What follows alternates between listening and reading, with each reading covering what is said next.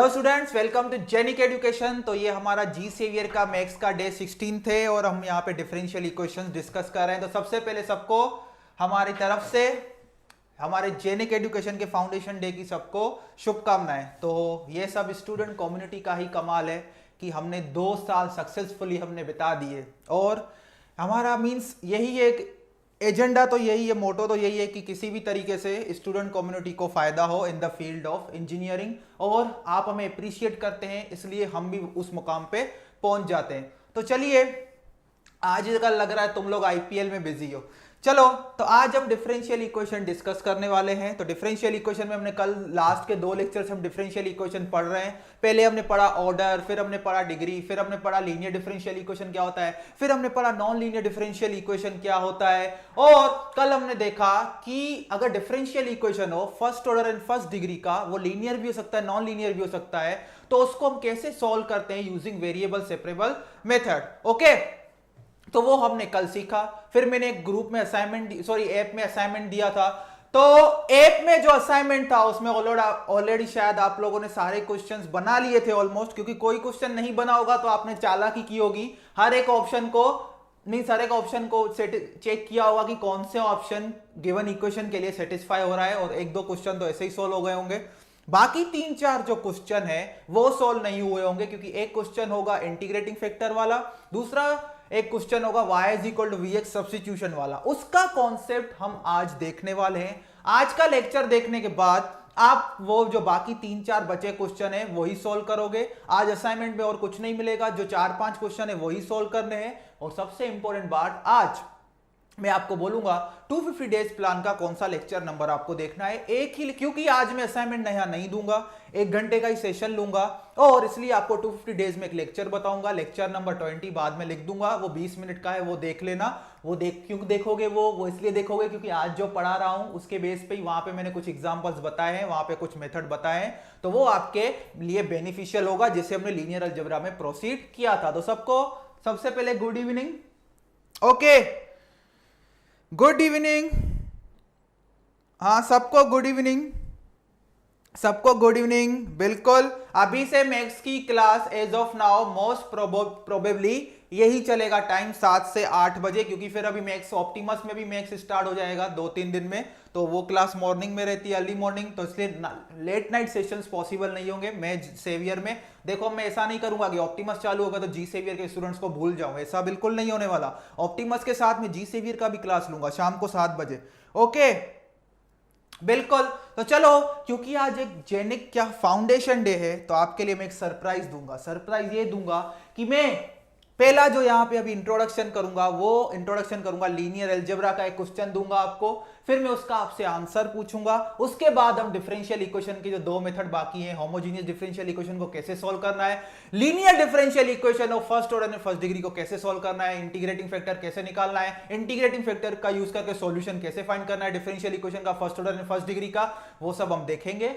लेकिन उससे पहले आज जेनिक फाउंडेशन डे है, तो उसकी तरफ से मेरे लिए आपको एक तोहफा, मेरी तरफ से आपको तोहफा, एक लीनियर अलजेब्रा का क्वेश्चन लिख रहा हूं, उसका आपको आंसर बताना है। ओके, तो चलो, इसका आंसर आपको बताना है, मैं सॉल्व नहीं करूंगा। ये सिस्टम ऑफ लीनियर इक्वेशंस का क्वेश्चन है। Are you ready guys? तो क्या आप सब लोग तैयार है लीनियर अलजेब्रा के क्वेश्चन के लिए? ओके, चलो, बिल्कुल बिल्कुल, हाँ चलो। अभी देखो, मैं क्वेश्चन लिख रहा हूं लीनियर अलजेब्रा का, उसको तुम देखो क्या हो रहा है, मतलब उसमें क्या आएगा सॉल्यूशन। लेट अस क्वेश्चन, चलो इसको लिखो, नोट करो इस क्वेश्चन को, क्वेश्चन लिख लो, सॉल्यूशन आपको ही बताना है, मैं इसका आंसर नहीं बताऊंगा। लेट अस से what are the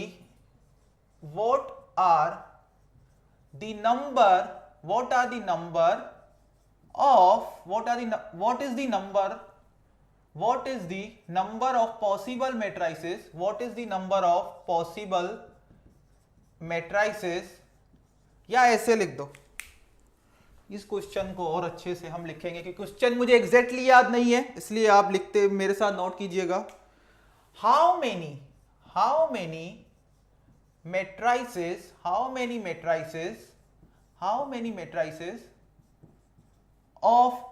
matrices A with entries 0 0 और 1 are possible such that यहां पे ध्यान दो, such that the system A into x y z is equal to 1 0 0 has 86 solutions. तो क्वेश्चन में क्या है, how many matrices A with entry 0 1 are possible such that the system has 86 solutions. Clear इतनी बात. तो ऑप्शन ए है आपका 8, कितने ऑप्शन है 2 to the power 3. Option B आपका है 89. ऑप्शन सी है आपका 2 to the power 9 -1. Option D है आपका 0. ऑप्शन डी है आपका 0. तो क्वेश्चन में बेसिकली क्या है, क्वेश्चन ये पूछा है कि ये आपके पास एक क्या है, सिस्टम ऑफ लीनियर इक्वेशन है, उसको मैट्रिक्स फॉर्म में लिखा गया है. एक मैट्रिक्स है जिसका साइज है 3x3, क्योंकि यहां से दिख रहा है दोनों का मल्टीप्लीकेशन का रिजल्ट ये तभी पॉसिबल होगा जब इसका साइज क्या होगा 3x3. तो ये एक मैट्रिक्स है ए, ये सिस्टम ऑफ लीनियर इक्वेशन है, उसको मैट्रिक्स फॉर्म में हमने लिख दिया है. तो ये बोल रहा है कि कितने मैट्रिसेस ए पॉसिबल होंगे जिसमें एंट्री सिर्फ 0 और 1 होंगी, सच डेट जब उन मैट्रिसेस को हम यहां पे 1 by 1 रखते जाएंगे तो हमें क्या मिलेंगे, 86 सॉल्यूशंस मिलेंगे.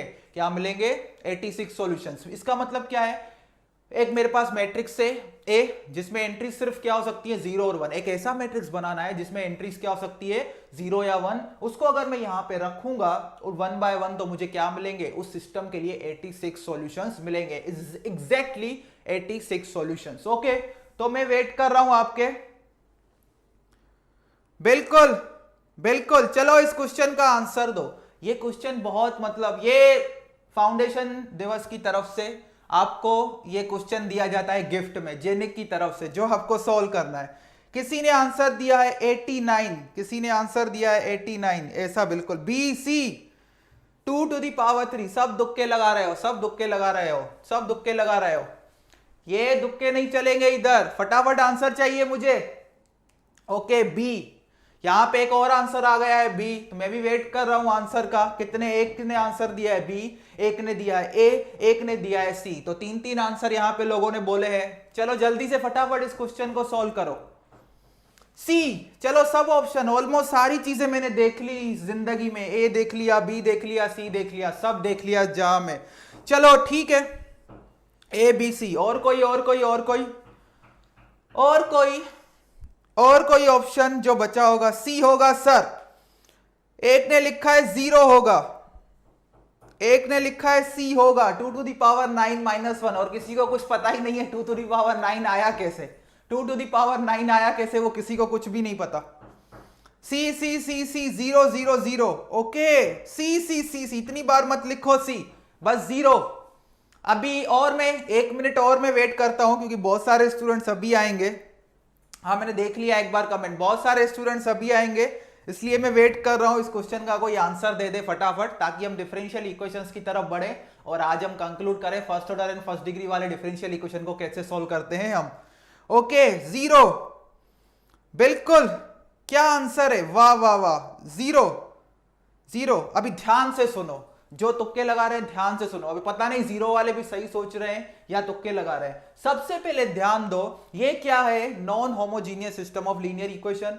ये है non homogeneous system of linear equation. तो non homogeneous system of linear equation हो तो हमारे पास क्या पॉसिबिलिटी है, एक तो सॉल्यूशन नहीं होगा, ये पॉसिबिलिटी है. एक क्या होगा, यूनिक सॉल्यूशन होगा, ये पॉसिबिलिटी है. तीसरी पॉसिबिलिटी क्या है कि इनफाइनाइट नंबर ऑफ सॉल्यूशंस मिल सकते हैं. इनफाइनाइट नंबर ऑफ सॉल्यूशंस, या तो सॉल्यूशन नहीं मिलेगा, या तो यूनिक सॉल्यूशन मिलेगा, या तो इनफाइनाइट नंबर ऑफ सॉल्यूशंस मिलेंगे. कभी भी 86 सॉल्यूशंस हमें नहीं मिल सकते, कभी भी 86 सॉल्यूशंस नहीं मिल सकते. क्लियर इतनी बात. या तो सॉल्यूशन नहीं मिलेगा, या तो एक ही यूनिक सॉल्यूशन मिलेगा, और या तो क्या होगा, या तो हमें इनफाइनाइट नंबर ऑफ सॉल्यूशंस मिलेंगे जिनको गिनती में ही नहीं आते, गिन ही नहीं सकते इनफाइनाइट नंबर ऑफ सॉल्यूशंस. और यहां पे बोला है 86 सॉल्यूशन, तो ये तो पॉसिबल ही नहीं है, ये तो पॉसिबल ही नहीं है। इसका मतलब हम बोलेंगे कि ऐसा कोई मैट्रिक्स एग्जिस्ट ही नहीं करता, ऐसा कोई मैट्रिक्स एग्जिस्ट ही नहीं करता, ऐसा कोई मैट्रिक्स एग्जिस्ट करेगा ही नहीं कि हमें 86 सॉल्यूशंस मिले। ऐसा मैट्रिक्स एग्जिस्ट करेगा जहां पे पॉसिबिलिटी क्या होगी, या तो सॉल्यूशन नहीं मिलेगा, या तो एक सॉल्यूशन मिलेगा, या तो क्या मिलेंगे, इनफाइनाइट नंबर ऑफ सॉल्यूशंस। तो इसका ऑप्शन आएगा डी, जिसने 0 लिखा है। बताओ कैसा लगा है क्वेश्चन, फाउंडेशन दिवस का क्वेश्चन है ये। हाँ तुम लोगों ने मैं तुक्के ही मारे, मुझे पता है। हाँ बिल्कुल, हाँ बिल्कुल बिल्कुल बिल्कुल, तुम लोगों ने तुक्के मारे। अच्छा अभी समझ में आ गया क्वेश्चन।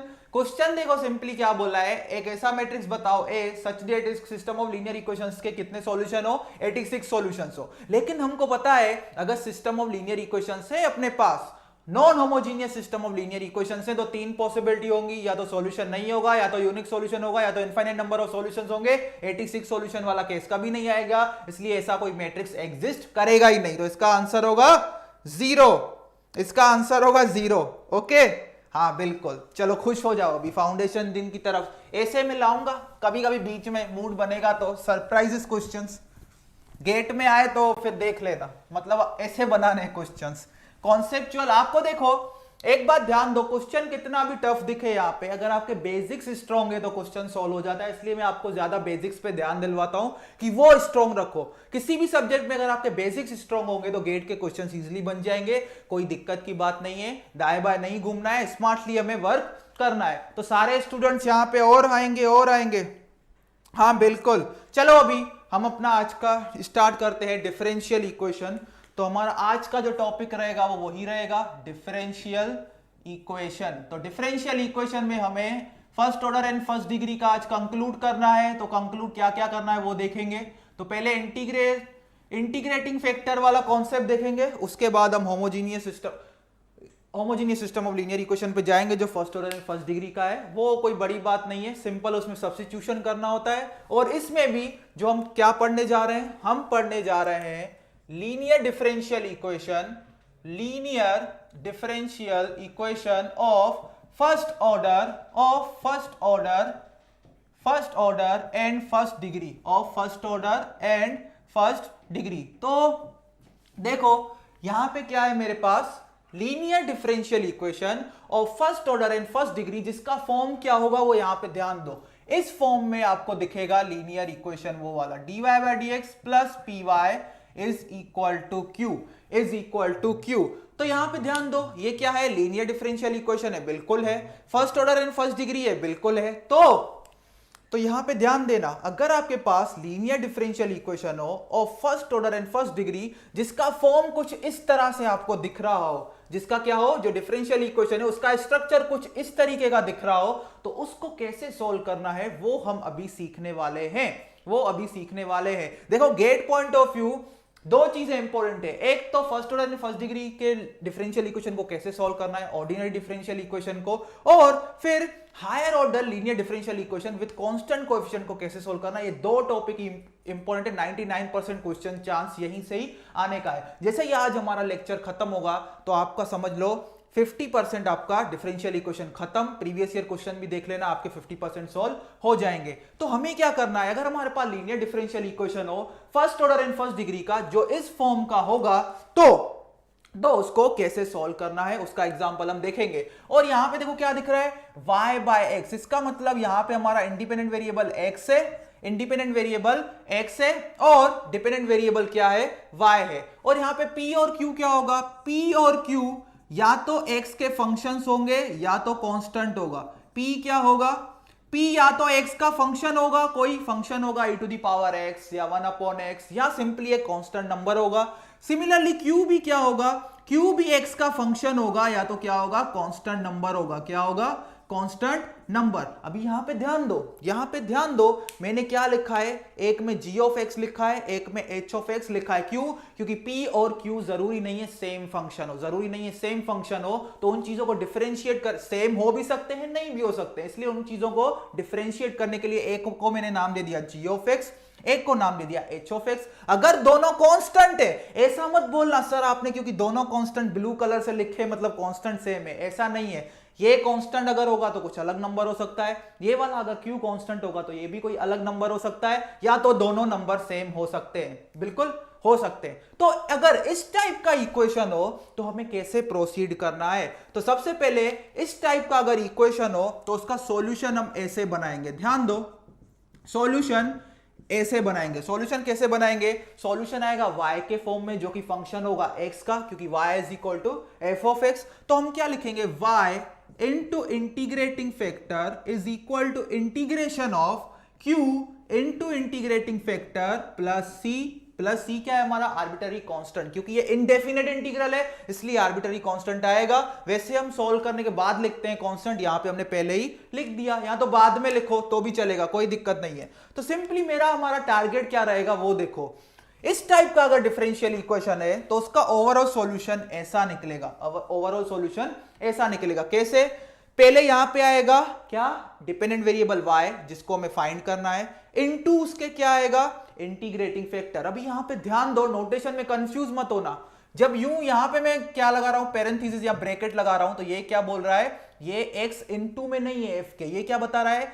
जो x जो y है वो किसका फंक्शन है? x का है। लेकिन यहां पे भी मैं राउंड ब्रैकेट लगा रहा हूं, लेकिन यहां पे मीनिंग चेंज हो जाती है। ये क्या बोल रहा है? y into integrating factor. या तो अगर ऐसे कंफ्यूजन हो रहा है, ऐसे तुम कंफ्यूज ना हो जाओ, तो इनटू में क्रॉस लगा देता हूं, ये हटा देता हूं, इनटू हटा देता हूं। क्यों? क्योंकि फिर तुमको ये डाउट ना हो जाए कि आप यहां पे ये लिख रहे हो कि y is function of integrating factor, तो यहां पे क्रॉस लगाओ, वो ज्यादा ठीक है। अगर तुमको याद रहता है राउंड ब्रैकेट मतलब इनटू है तो राउंड ब्रैकेट लगाओ, तो ये सॉल्यूशन मुझे मिल जाएगा। अभी देखो स्टेप बाय स्टेप हम कैसे जाएंगे। एक बार मुझे इंटीग्रेटिंग फैक्टर मिल गया तो यहां पे रख दूंगा y इंटू इंटीग्रेटिंग फैक्टर, और यहां पे क्या आएगा? जो डिपेंडेंट वेरिएबल है उसके रिस्पेक्ट में हम इंटीग्रेट करेंगे। हमारे पास इंटीग्रेटिंग फैक्टर आ जाएगा, q हमें पता होगा, तो ये क्या होगा? एक ओवरऑल फंक्शन होगा हमारे पास। उस ओवरऑल फंक्शन को with respect to x integrate करेंगे तो कुछ रिजल्ट आएगा। उस रिजल्ट को, ओवरऑल रिजल्ट को हम इंटीग्रेटिंग फैक्टर से डिवाइड कर देंगे तो हमें मिल जाएगा y किसके फॉर्म में? Function of x। अभी बात ये आती है कि इंटीग्रेटिंग फैक्टर कैसे निकालेंगे? इंटीग्रेटिंग फैक्टर कैसे निकालेंगे वो ध्यान दो, इंटीग्रेटिंग फैक्टर निकालना कोई बड़ी बात नहीं है। इंटीग्रेटिंग फैक्टर होता है IF is equal to e to the power p और into dx, e to the power p into dx। 2 minute के लिए e को भूल जाओ, p सिंपली क्या होगा? या तो g किसी x का कोई फंक्शन होगा या तो कांस्टेंट होगा, उसका सिंपली इंटीग्रेशन लेना है विथ रिस्पेक्ट टू dx। अभी ये देख के डर मत जाना कि ये इंटीग्रेशन तो पावर में है, बिल्कुल डरना नहीं है। e को एज इट इज e ही रखना है, ऊपर वैसे ही सोल्व करना है जैसे हम इंटीग्रेशन सोल्व करते हैं। उसका रिजल्ट e के पावर में आ जाएगा, उसका रिजल्ट e के पावर में आ जाएगा। क्लियर इतनी बात?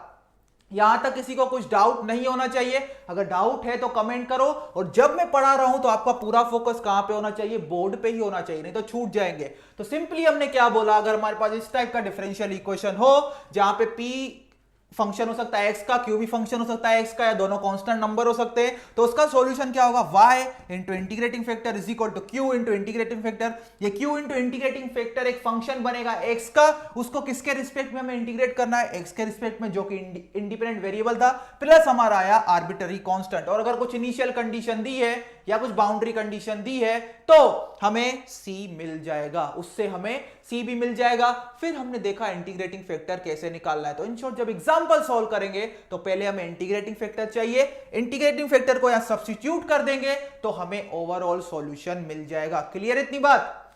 यहां तक किसी को कुछ डाउट? हाँ बिल्कुल बिल्कुल। देखो इंटीग्रेटिंग फैक्टर को इतना हमें डिटेल में जाने की जरूरत है। इंटीग्रेटिंग फैक्टर सिंपली ऐसा बोलो, ये एक ऐसा फैक्टर है, जब देखो यहां पे मैं आपको बात बताता हूं, ये जो फॉर्मूला आती है ना, इसकी डेरिवेशन होती है बहुत लंबी चौड़ी, तो उस डेरिवेशन में जब इंटीग्रेटिंग फैक्टर का हम यूज करते हैं तो चीजें सिंप्लीफाई हो जाती है, बस इतना ही है। और अगर आपको ज्यादा सिग्निफिकेंस जाना है तो अभी बस इतना याद रखना है कि इंटीग्रेटिंग फैक्टर से डिफरेंशियल इक्वेशन का सॉल्यूशन निकालना इजी हो जाता है। और इसका अगर डिटेल में मेरी बात को मानना है तो फिर आपको पूरा डेरिवेशन देखना पड़ेगा, इस टाइप के डिफरेंशियल इक्वेशन का सॉल्यूशन यहां पे कैसे आया। तो चलो अभी हम गेट का एग्जांपल देखेंगे एक, फिर ताकि चीजें और ज्यादा आपको क्लियर हो जाए। तो चलो हम गेट का एग्जांपल देखते हैं।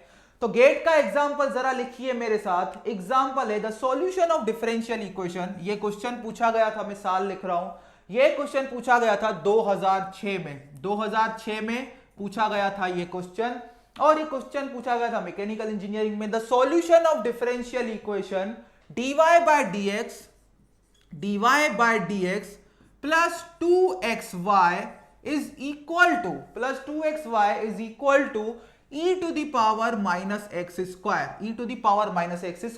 और इसका इनिशियल कंडीशन दिया गया है y of 0 is equal to 1, और 4 ऑप्शन भी दिए गए हैं। ऑप्शन में इसलिए लिखता हूं डिफरेंशियल इक्वेशंस के क्वेश्चंस में क्योंकि मैं आपको सिखाऊंगा कि ऑप्शंस भी एलिमिनेट करके आंसर कैसे लाया जा सकता है। तो पहला ऑप्शन है आपका 1 plus x e to the power minus x square, 1 plus x e to the power minus x square, 1 plus x e to the power plus x square, 1 plus x e to the power plus x square, 1 minus x e to the power minus x square, 1 plus x e to the power x square, e to the power x square. तो ये 4 option है। Sorry 1 plus x नहीं, यहां पे क्या आएगा 1 minus x, यहां पे क्या आएगा 1 माइनस एक्स। तो सिंपली देखो स्टूडेंट को पहले ये चीजें देखो रट्टी नहीं जाती। स्टूडेंट को पहले क्या माइंड में आएगा, पहले सिंपल मेथड माइंड में आएगा कि क्या इस डिफरेंशियल इक्वेशन पे मैं वेरिएबल सेपरेबल फॉर्म वाला मेथड लगा सकता हूं, क्योंकि वेरिएबल सेपरेबल के लिए सिर्फ एक ही कंडीशन है, क्या, जो आपका डिफरेंशियल इक्वेशन है वो first order and first degree का होना चाहिए। लीनियरिटी नॉन लीनियरिटी उसको कुछ मतलब नहीं है, वैसे डिफरेंशियल इक्वेशन लीनियर है।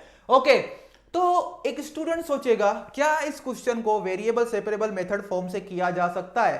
तो वो वेरिएबल सेपरेबल मेथड फॉर्म के लिए हमें क्या करना पड़ेगा, x वाले टर्म्स एक जगह लेके जाने पड़ेंगे, y वाले टर्म्स एक जगह दूसरी जगह लेके जाने पड़ेंगे, दोनों को इक्वेशन के लेफ्ट एंड राइट साइड अलग अलग करना पड़ेगा।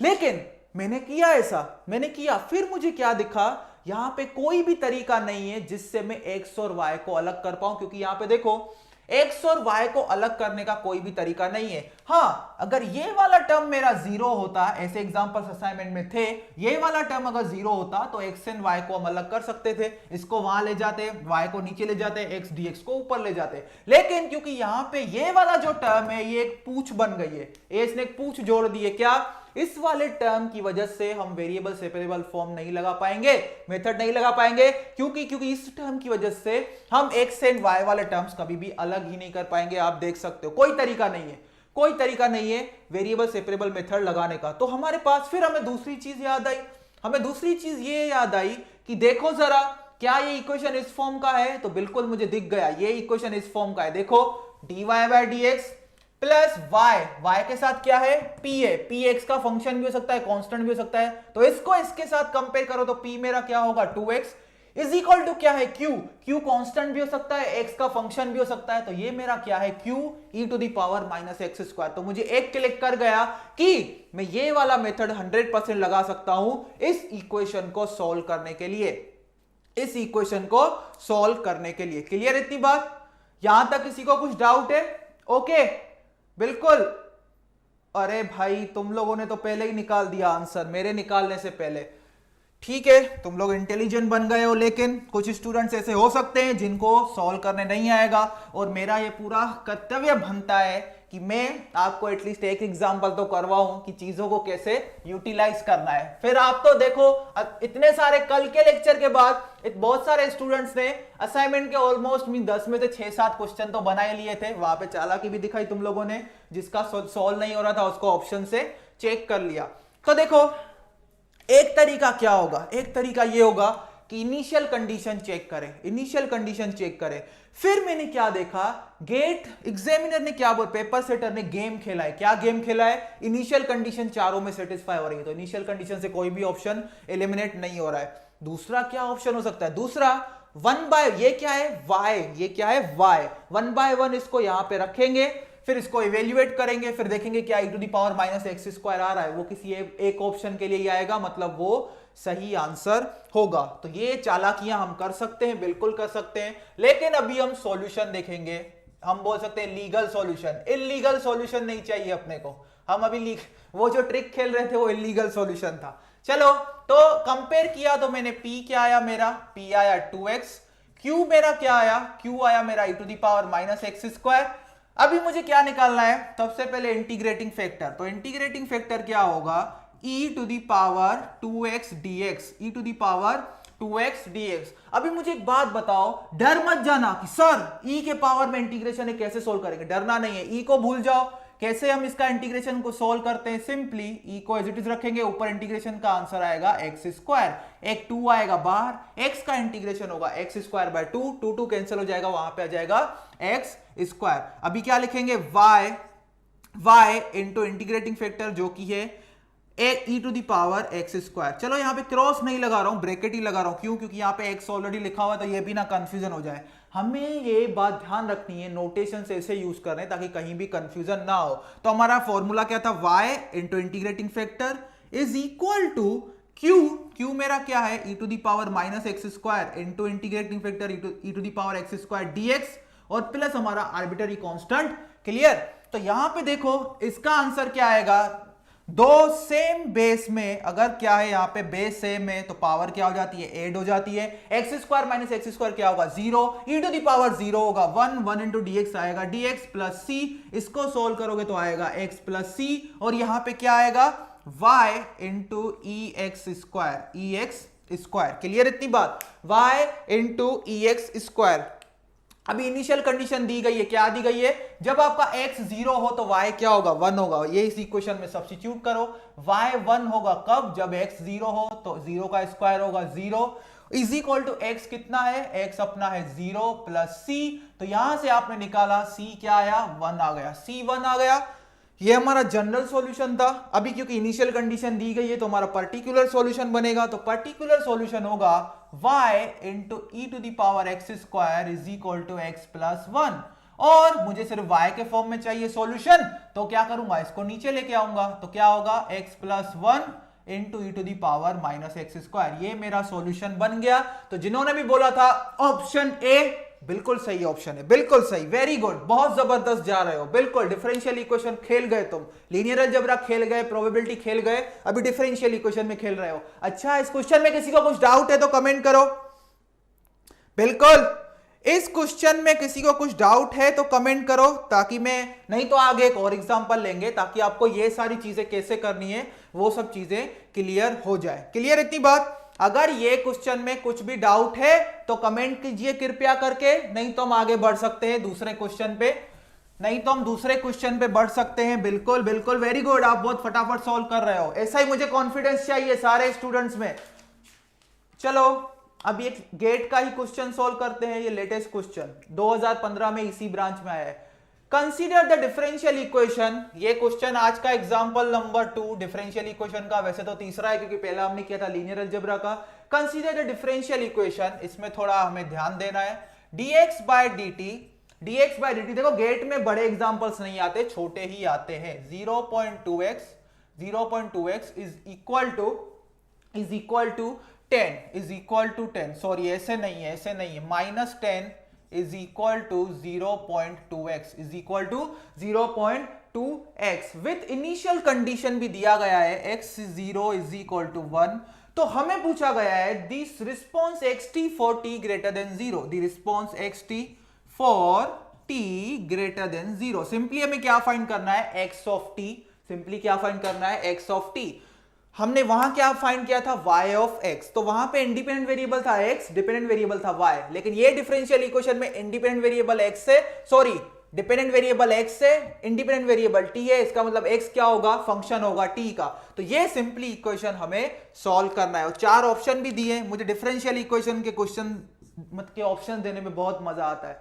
2 minus e to the power minus 0.t, B option है मेरा, बी ऑप्शन है 2 minus e to the power 0.t, और सी ऑप्शन है मेरा, सी ऑप्शन है 50 minus 49 e to the power 0.t, D option है 50 minus e to the power minus 0.2t। ये हमें सॉल्व करना है, सिंपल क्वेश्चन है, मुझे लग रहा है बिल्कुल सिंपल क्वेश्चन है। आप इसको सॉल्व कीजिए, फटाफट सॉल्व करना है इस क्वेश्चन को, फटाफट सॉल्व करना है, फटाफट सॉल्व कीजिए जल्दी, कम ऑन।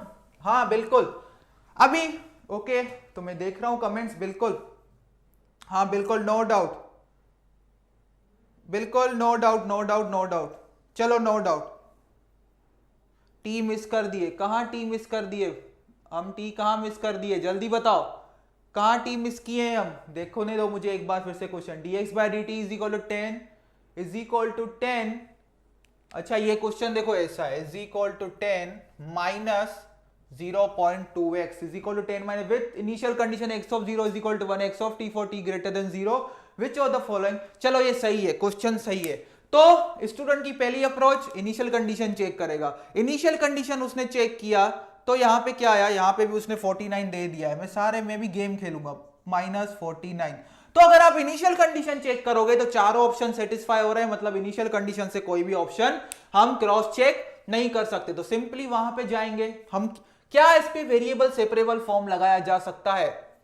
क्या इस पे वेरिएबल सेपरेबल फॉर्म लगाया जा सकता है? ये आपको पता लगाना है, ये आपको पता लगाना है। बिल्कुल, अभी यहां पे गेम है। देखो इस क्वेश्चन में आप वेरिएबल सेपरेबल मेथड लगा सकते हो। वेरिएबल सेपरेबल मेथड आप लगा सकते हो इस क्वेश्चन में, और वो मैं आपको दूंगा होमवर्क में, वो आपको दूंगा होमवर्क में। इस क्वेश्चन में आप वेरिएबल सेपरेबल मेथड लगा सकते हो। क्लियर इतनी बात? लेकिन हम उससे सॉल्व नहीं करेंगे, हम सॉल्व करेंगे इंटीग्रेटिंग फैक्टर मेथड से, क्योंकि हमें उस मेथड में कमांड करनी है। क्लियर? तो अगर इंटीग्रेटिंग फैक्टर वाले मेथड से मुझे सॉल्व करना है तो इक्वेशन कौन से फॉर्म में होना चाहिए? अभी x और t के रिस्पेक्ट में बात करूं तो इक्वेशन जरा x फॉर्म में दिखना चाहिए मुझे। dx by d t plus px is equal to q के फॉर्म में। और यहां पे p किसका फंक्शन होगा? यहां पे किसका फंक्शन होगा? t का। q किसका फंक्शन होगा? q भी t का फंक्शन होगा। चलो मैं लिख देता हूं, x किसका फंक्शन होगा? p का। t का p किसका फंक्शन होगा? वो भी t का होगा, या कांस्टेंट हो सकता है। q किसका फंक्शन होगा? q भी क्या हो सकता है? t का फंक्शन होगा, या तो कुछ कांस्टेंट हो सकता है, या तो कुछ कांस्टेंट हो सकता है। तो ये सब चीजें इसलिए लिखवा रहा हूं क्योंकि आप जनरली हैबिचुअल होते हैं। क्या हैबिचुअल होते हैं? ये हैबिचुअल होते हैं कि आपको इक्वेशन ज्यादातर y और x के फॉर्म में मिलती है। तो वहां पे ध्यान दो, हमने क्या लिखा था? y is equal to f of x, p is equal to g of x, q is equal to h of x. लेकिन यहाँ पे x डिपेंडेंट वेरिएबल है, t इंडिपेंडेंट वेरिएबल है, तो सारी जगह y को x से रिप्लेस कर दो, x को t से रिप्लेस कर दो। तो हमें जब वो मेथड लगानी है इंटीग्रेटिंग फैक्टर वाली, और इंडिपेंडेंट वेरिएबल है t, डिपेंडेंट वेरिएबल है x, तो इक्वेशन हमारा इस फॉर्म में होना चाहिए। क्या ये इक्वेशन इस फॉर्म में है? बिल्कुल नहीं है। क्यों? क्योंकि इक्वेशन के राइट लेफ्ट हैंड साइड में dx by d t plus px होना चाहिए। तो ये जो है दिख रहा है यहां पे, इसको यहां पे लेके आएंगे और इस फॉर्म में हम बना देंगे। तो इसको कैसे लिख सकते हैं? dx बाई डी टी, वो माइनस 0.2x को इधर लेके आओ, 0.2x is equal to 10 is equal to 10। तो इसको इसके साथ कंपेयर करो तो p क्या आया मेरा? 0.2।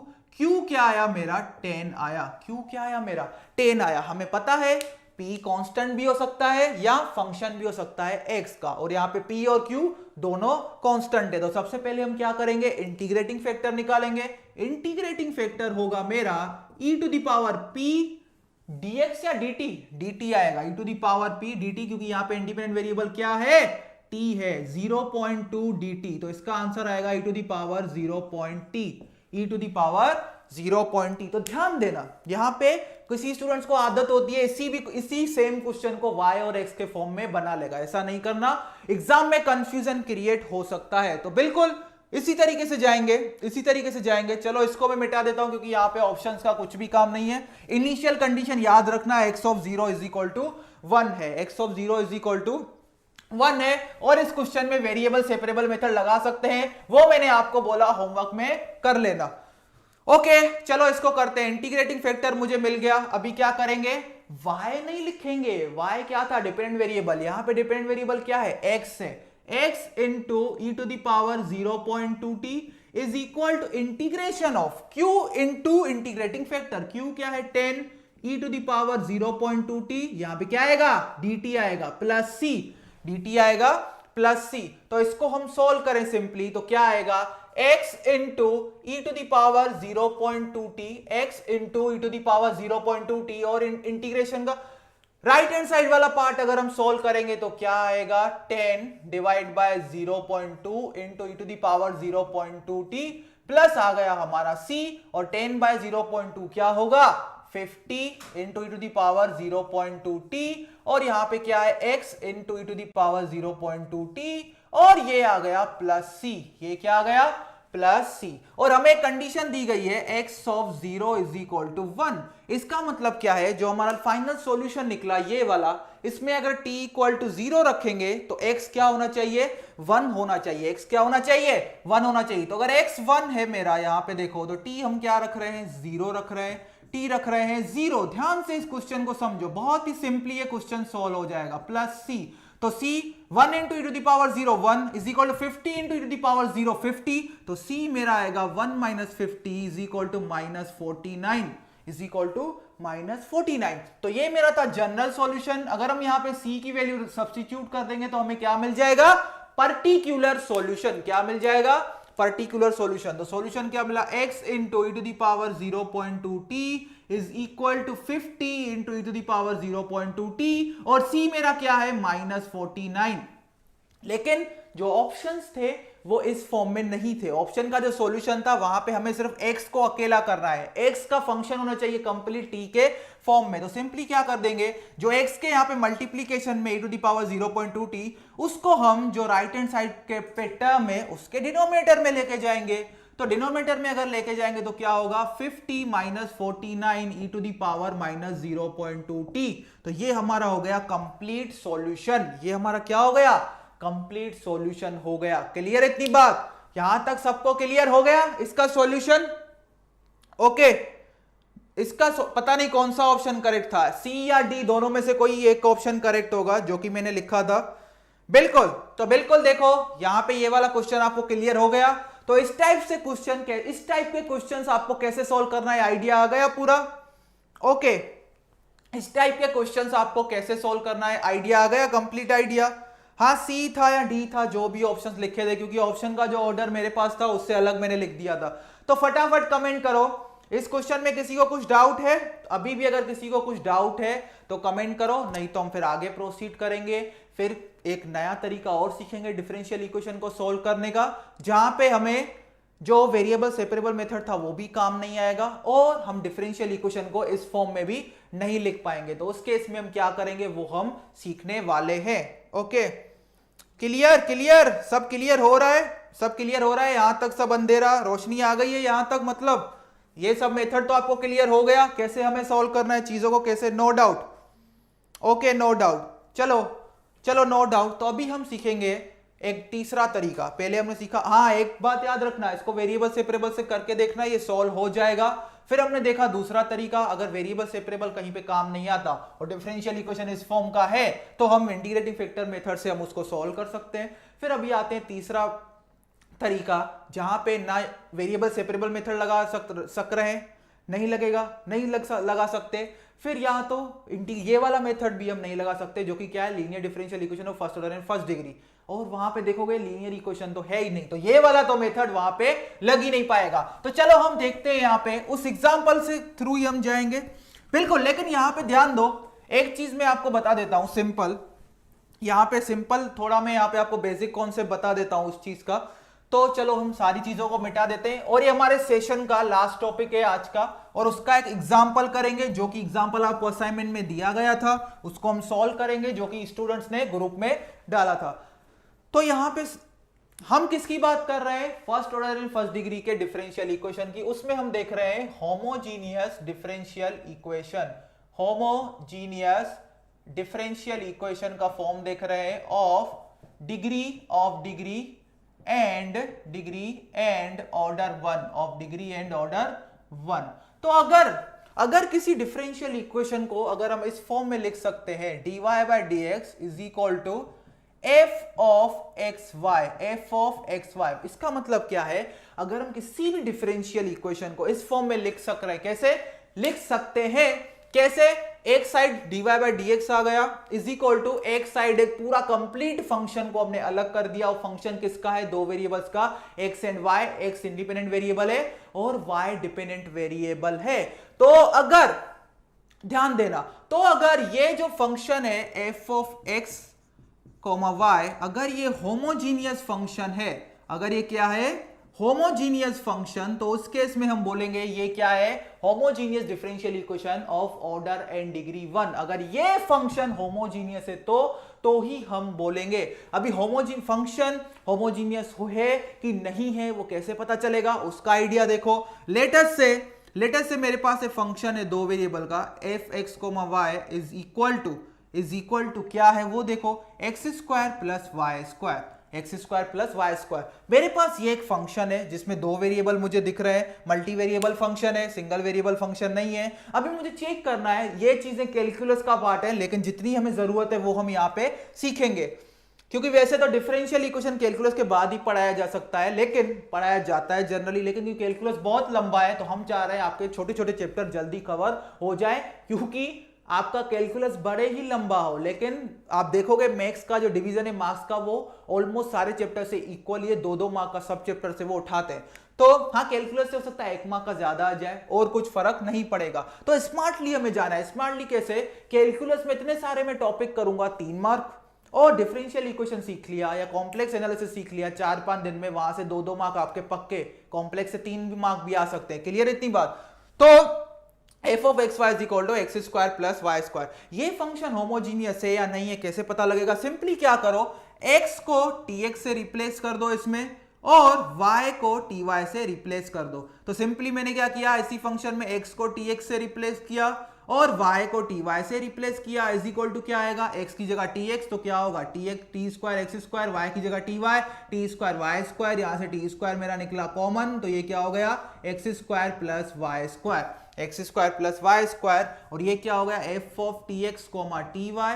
और ध्यान से देखो जो यहां पे f of t x comma t y जो आया है, ये ओरिजिनल जो फंक्शन था एफ ऑफ एक्स वाई उसके फॉर्म में ही आ गया है, उसके फॉर्म में ही आ गया है। क्लियर इतनी बात।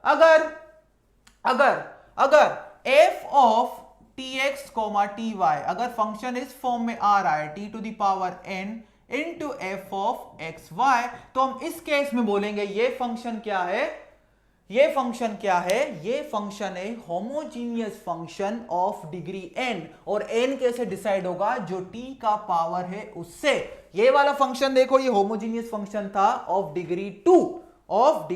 क्लियर इतनी बात। चलो एक और एग्जांपल लेते हैं, f of x y is equal to x square plus y, x square plus y, function तो कुछ भी हो सकता है। क्या ये होमोजीनियस फंक्शन है, तो चेक करते हैं। चलो हम क्या करेंगे, x को tx से रिप्लेस करेंगे, y को ty से रिप्लेस करेंगे, इज इक्वल टू क्या आएगा, tx square x square plus ty, यहां से t कॉमन निकाल सकते हैं, फिर क्या निकलेगा, t into x square plus y, जो कि किसके बराबर नहीं है, t to the power n, और f ऑफ x के y के बराबर नहीं है। क्लियर इतनी बात। ये वाला जो फंक्शन आया इसको कभी भी हम इस फॉर्म में नहीं लिख पाएंगे, इसलिए ये होमोजीनियस फंक्शन नहीं है। तो ये वाला फंक्शन होमोजीनियस था, ये फंक्शन नॉन होमोजीनियस है। क्लियर इतनी बात। ये सब क्लियर हो गया आपको, होमोजीनियस नॉन होमोजीनियस। बिल्कुल बिल्कुल बिल्कुल बिल्कुल, हाँ बिल्कुल उज्जवल, ठीक है। तो ये क्या था, होमोजीनियस फंक्शन और नॉन होमोजीनियस फंक्शन। चलो अभी हम इसको आगे प्रोसीड करेंगे। अच्छा, डाउट है क्या कुछ पिछले वाले क्वेश्चन में, मैं देख पा रहा हूं अगर यहां पे, बिल्कुल नेगेटिव, क्या नेगेटिव हो गया है मुझे समझ नहीं आ रहा है। P is equal to minus 0.2 होगा, P is equal to minus 0.2 होगा, P is equal to minus 0.2 होगा। जरा मुझे देखने दो, P is equal to minus 0.2 नहीं होगा, क्यों, क्योंकि इक्वेशन था dx by dt is equal to 10 minus 0.2x, 0.2x को इधर लेके आओगे, क्योंकि equation dx by dt plus px के फॉर्म में चाहिए, ना कि dx by dt is equal to q minus px के फॉर्म में। क्लियर। तो उस हिसाब से P 0.2 ही होगा। बिल्कुल।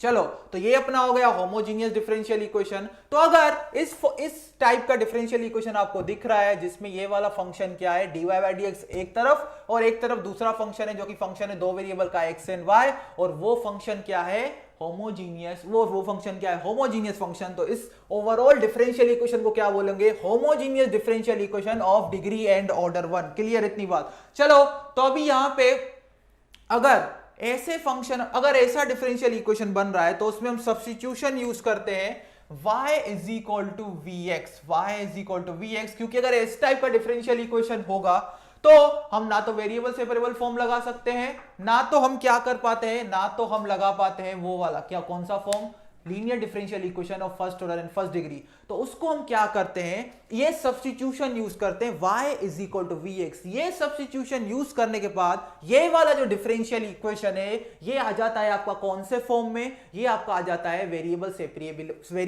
सेपरेबल फॉर्म में, जिसको हमें पता है कैसे इजीली सॉल्व करते हैं। जब ये वाला सब्स्टिट्यूशन यूज करेंगे तो इक्वेशन से कंप्लीटली y वाले टर्म्स एलिमिनेट कर देंगे, जो नया इक्वेशन बनेगा वो v और x के फॉर्म में बनेगा।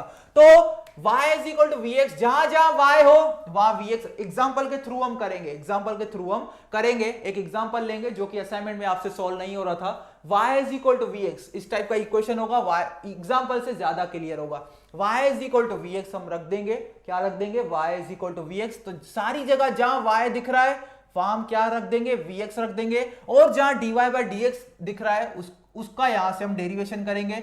इसको हम y को with respect to x derivative लेंगे, और जो यहां पे राइट हैंड साइड में पूरा टर्म दिख रहा है उसका भी क्या लेंगे, x के रिस्पेक्ट में डेरिवेटिव लेंगे। अब यहां पे एक बात याद रखो, y भी वेरिएबल है, v भी वेरिएबल है, x भी वेरिएबल है। यहां पे v कोई कांस्टेंट नंबर नहीं है, v भी वेरिएबल है, x भी वेरिएबल है, दोनों वेरिएबल है एक साथ। इसका मतलब यहां पे हमें क्या लगाना पड़ेगा, डिफरेंशिएट डेरिवेटिव लेना है तो प्रोडक्ट रूल लगाना पड़ेगा। तो कैसे, पहले v को कांस्टेंट रखेंगे, x का डेरिवेटिव करेंगे विद रिस्पेक्ट टू x, तो आंसर क्या आएगा, 1 आएगा। प्लस हम क्या करेंगे, x को कांस्टेंट रखेंगे, v का डेरिवेटिव लेंगे विथ रिस्पेक्ट टू x। तो यहां पे v कांस्टेंट नहीं है, v x का फंक्शन है, हम ऐसा बोल सकते हैं। तो इक्वेशन में हम क्या करेंगे, एग्जांपल के थ्रू देखेंगे आप। इक्वेशन में इस टाइप के क्वेश्चंस में जो कि क्या होगा, homogeneous differential of degree and order 1, उसमें सबसे पहले y is equal to v x रखेंगे, y is equal to v x रखेंगे। इसका मतलब क्या है, y को हर जगह से खत्म करना है, पूरे इक्वेशन को v और x के फॉर्म में बनाना है, और dy by dx को किससे सब्स्टिट्यूट करेंगे, v इंटू 1 होगा v plus x into dv, x into dv by dx। और ये रखने के बाद आप देखोगे कुछ अरिथमेटिक करके, कुछ काटाकुटी करके आपका जो डिफरेंशियल इक्वेशन फाइनल जो आएगा, फॉर्म आएगा, वो आएगा वेरिएबल सेपरेबल मेथड, जिसमें एक वेरिएबल दिखेगा v, एक वेरिएबल होगा x, दोनों को अलग अलग करके हम सॉल्व कर देंगे। तो जो रिजल्ट आएगा डिफरेंशियल इक्वेशन का वो क्या आएगा, v as a function of x, वहां पे v की जगह हम क्या रख देंगे, y बाय x। तो ओरिजिनल जो डिफरेंशियल इक्वेशन बनेगा वो फाइनली y और x के फॉर्म में आ जाएगा, y और x के फॉर्म में आ जाएगा। क्लियर इतनी बात, ओके, बिल्कुल बिल्कुल, हाँ बिल्कुल। चलो अभी sir is an order of difference, यहां पे एन, अरे एन यहां पे ऑर्डर ऑफ डिफरेंशियल इक्वेशन नहीं है, एन यहां पे जो ये होमोजीनियस फंक्शन है उसका डिग्री है, उसका डिग्री है। यहां पे एक बात ध्यान देना, ये जो एन है यहां पे क्या है, जो एन है वो इज सिंपली, ये एन का कुछ डिफरेंशियल इक्वेशन से कुछ भी लेना देना नहीं है। एन सिंपली क्या है, ये जो फंक्शन है, ये होमोजीनियस फंक्शन, कितनी डिग्री का होमोजीनियस फंक्शन है, वो सिंपली है एन का डिफरेंशियल इक्वेशन के ऑर्डर एंड डिग्री से कुछ भी लेना देना नहीं है। चलो हम एक एग्जांपल यहां पे लेंगे, लेकिन उसकी खास बात ये होगी कि वो ये कंडीशन सेटिस्फाई नहीं करेगा, वो होमोजीनियस डिफरेंशियल इक्वेशन नहीं होगा, लेकिन उसमें हम क्यों ये वाला सब्स्टिट्यूशन यूज करेंगे वो हम देखेंगे। लेकिन अगर होमोजीनियस फंक्शन है ये, फिर तो पक्का यही सब्स्टिट्यूशन यूज करेंगे। लेकिन अब ये एग्जांपल लेंगे गेट का, जिसमें हम देखेंगे function differential equation homogeneous differential equation नहीं है, इस फॉर्म का इक्वेशन नहीं है, इस फॉर्म का इक्वेशन इन द सेंस। चलो एग्जांपल के थ्रू हम चीजों को क्लियर करेंगे। एग्जांपल ले रहे हैं, आज का लास्ट एग्जांपल, फिर आप क्वेश्चंस सॉल्व कर लेना असाइनमेंट के, तो चीजें आपको ज्यादा क्लियर हो जाएंगी। ये एग्जांपल यहां पे लिया था, एक क्वेश्चन ऐसा दिया है, एग्जांपल नंबर 3 डिफरेंशियल इक्वेशन का क्वेश्चन दिया है। A curve passes through the point, और पॉइंट दिया गया है x is equal to 1, y is equal to 0। A curve passes through point, this point, and satisfies the differential equation, dy by dx is equal to x square plus y square divide by 2y plus y by x। तो हमें क्या बोला है, एक curve है जो इस point से पास हो रहा है, और उसी सेम कर्व का क्या कर रहा है वो कर्व, कर्व का एक कुछ इक्वेशन आएगा, वो इक्वेशन ये डिफरेंशियल इक्वेशन क्या करेगा, सेटिस्फाई करेगा। और फिर हमें क्या पूछा है, the equation that describes the curve is, तो सिंपली क्या पूछा है, द इक्वेशन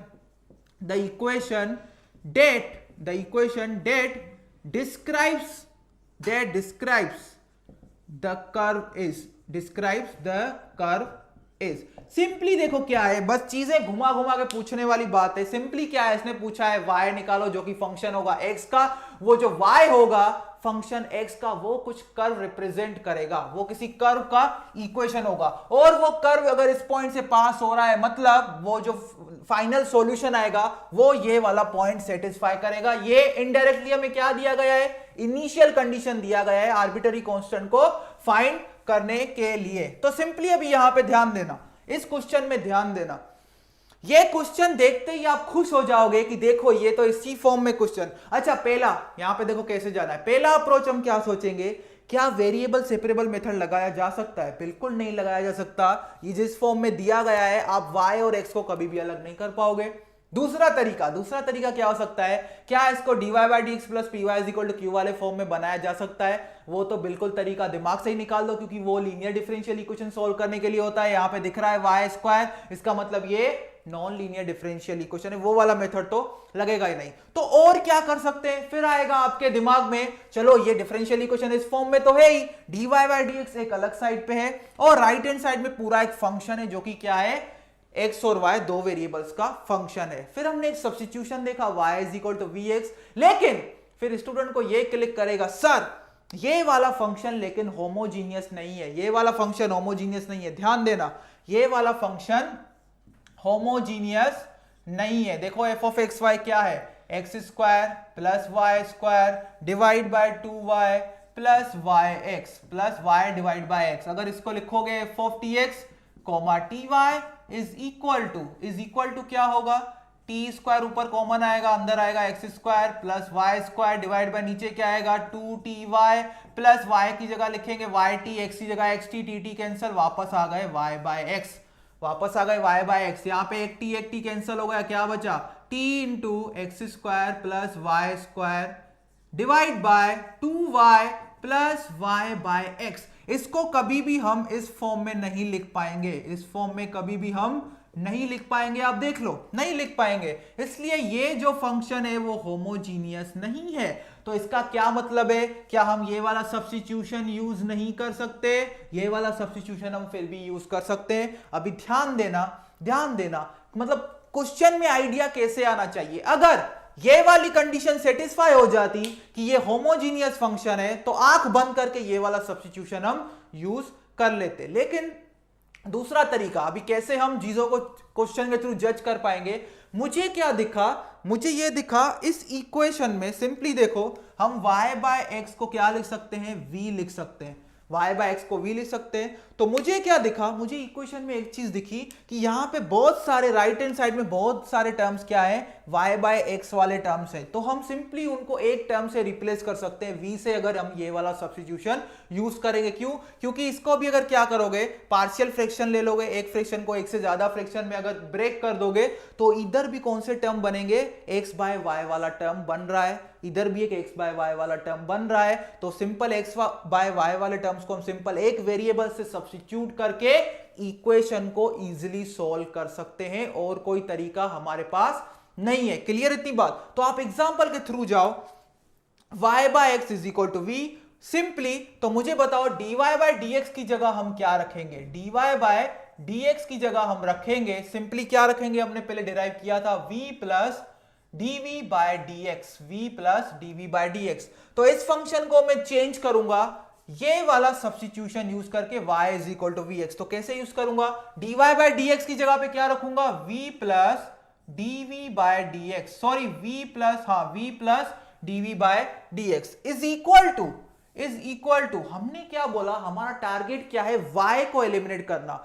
फाइनल जो डिफरेंशियल इक्वेशन आएगा वो v और x के फॉर्म में आएगा, तो हम x को नहीं छेड़ेंगे, हम y को छेड़ेंगे। तो x वैसा ही रहा, एक्स स्क्वायर, क्योंकि मुझे y को एलिमिनेट करना है, एक्स स्क्वायर। क्लियर, प्लस क्या होगा, y की जगह हम रखेंगे v इंटू एक्स, तो वो क्या बनेगा, v square x square divide by 2 into y, y क्या है vx है तो 2vx plus y by x. तो यहां से देखो y बाय एक्स मेरा क्या है v है, y बाय एक्स मेरा क्या है v है। तो ध्यान से देखो ये v हो गया कट, यहां पे क्या बचा dv by dx is equal to dv by dx, सही जा रहे हैं हम, बिल्कुल सही जा रहे हैं, dv by dx is equal to, अच्छा यहां पे x भी था, यहां पे x भी था, ध्यान देना यहां पे x भी था, डेरिवेशन आप कर सकते हो फिर से, यहां पे x भी था, इज इक्वल टू यहां से ऊपर से देखो एक्स स्क्वायर कॉमन निकल रहा है तो अंदर क्या बचेगा v plus 1 plus v square divide by 2vx। तो ये x गया, एक x गया तो इज इक्वल टू क्या बचेगा x into 1 plus v square divide by 2v। अभी फिर से इसको देखो, ये x और ये x आपका कट गया तो फाइनल क्या बचा dv by dx is equal to 1 plus v square by 2v।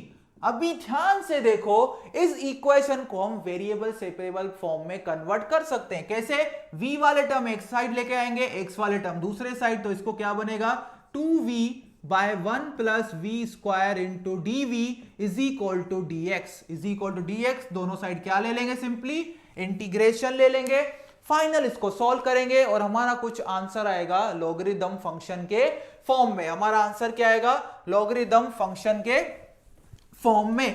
Clear इतनी बात। तो आपको क्या करना है, सबसे पहले ये वाली कंडीशन चेक करो, अगर फंक्शन होमोजीनियस है तो सिंपली हम y is equal to vx substitute कर सकते हैं, कोई दिक्कत नहीं है। लेकिन हमने फिर क्या देखा, ये first order and first degree का डिफरेंशियल इक्वेशन है, वेरिएबल सेपरेबल मेथड काम नहीं कर रहा तरीका।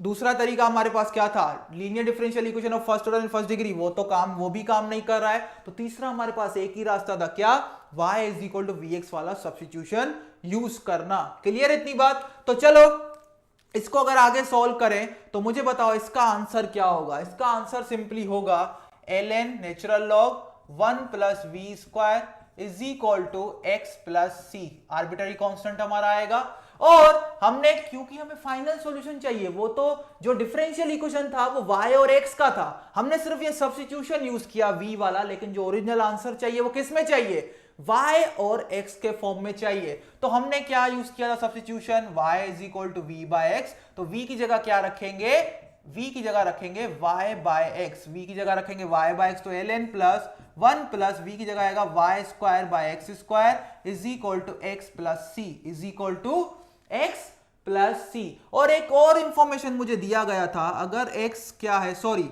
अगर x बराबर 1 है तो y वहां पे दिया गया था 0, या तो हम बोल सकते हैं, क्योंकि हमें बोला गया था ये जो आपका इक्वेशन आ रहा है ये क्या इक्वेशन रिप्रेजेंट कर रहा है, ये इक्वेशन रिप्रेजेंट कर रहा है उस कर्व का, क्लियर, उस कर्व का एक रिप्रेजेंट कर रहा है इक्वेशन, और वो कर्व इस पॉइंट से पास हो रहा था। अगर वो कर्व इस पॉइंट से पास होगा, इसका मतलब ये वाला पॉइंट इस इक्वेशन को सेटिस्फाई करेगा। इसका मतलब क्या है, जब y इज इक्वल टू 0 यहां पे रखेंगे तो x क्या रखेंगे, 1 रखेंगे, तो 1 plus 0 divide by 1 is equal to 1 plus c. और यहां पे क्या आएगा, नेचुरल लॉग ऑफ 1, तो लॉग 1 का बेस कुछ भी हमारा, देखो नेचुरल लॉग ले लो ऑफ 1 या लॉग ले लो विथ बेस 10 ऑफ 1, वो हमेशा क्या होगा, 0 होगा। 0 इज इक्वल टू 1 प्लस सी, तो c क्या आया मेरा -1, c मेरा क्या आ गया -1। तो ये मेरा था जनरल सॉल्यूशन, ये मेरा क्या था जनरल सॉल्यूशन। फिर हमने इनिशियल कंडीशन का यूज किया, तो final c is equal to -1 यहां पे रखोगे तो मुझे क्या मिल जाएगा,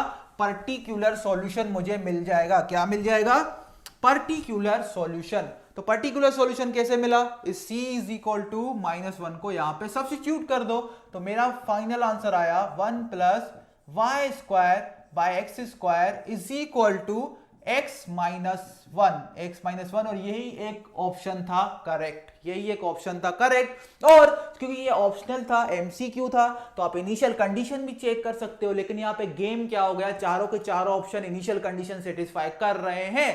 पहले साल में जाओगे, बहुत पीछे जाओगे तो ऐसे क्वेश्चंस थे जहां पे इनिशियल कंडीशन में से ही 2 ऑप्शन एलिमिनेट हो जाते थे, या तो कभी कभी केस ऐसा होता था चारों में से एक ऑप्शन ही इनिशियल कंडीशन सेटिस्फाई करता था। लेकिन अभी गेट कमेटी, जैसे कि मैंने कल बताया, पूरी तरह से समझ चुकी है, सतर्क हो चुकी है, इसलिए जो चारों के चारों ऑप्शन सेट करती है वो ऐसे सेट करती है ताकि इनिशियल कंडीशन चारों के चारों ऑप्शन में सेटिस्फाई हो जाए। और मैं एक इंपॉर्टेंट बात आपको यह बताना चाहूंगा, मैं यहां से यहां पे कैसे आया, तो आपको ये याद होगा, हम पढ़ते थे 12वीं में कि अगर इंटीग्रेशन करते हैं, एक क्या होता है, फंक्शन है जो फ्रैक्शनल फंक्शन है जिसमें px बाय qx हो, या लेटर से एक फंक्शन है ये मेरा f ऑफ x, और उसके न्यूमरेटर में क्या है, उसका डेरिवेटिव f डैश x।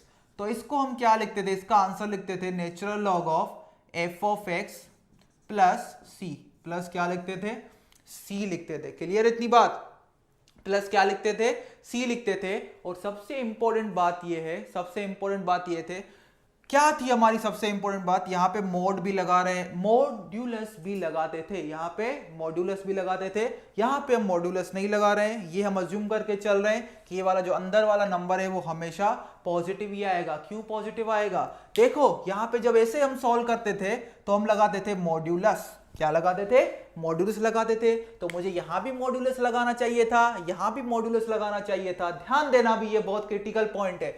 देखो ये इसका आंसर ये होता है, मॉड्यूलस होता है f ऑफ x का। यहां पे मैंने मोड नहीं लगाया, यहां पे मैंने मोड इसलिए नहीं लगाया, यहां पे मोड लगाने का एक ही रीजन होता है, क्यों, क्योंकि जो लॉग होता है वो नेगेटिव नंबर का डिफाइन नहीं होता है। लेकिन हमने यहां पे देखा क्योंकि y का भी स्क्वायर हो रहा है, x का भी स्क्वायर हो रहा है, तो ये हमेशा नंबर पॉजिटिव आएगा। फिर 1 में ऐड होगा तो ओवरऑल ये नंबर पॉजिटिव आएगा।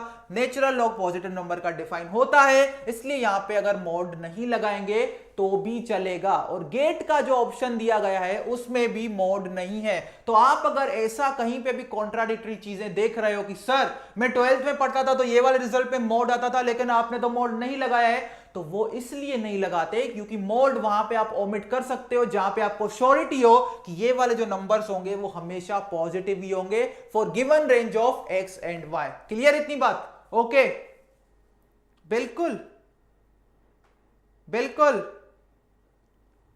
बिल्कुल। देखो मैं आपको कुछ चीजें क्लियर कर दूं, कुछ चीजें यहां पे क्लियर कर दूं।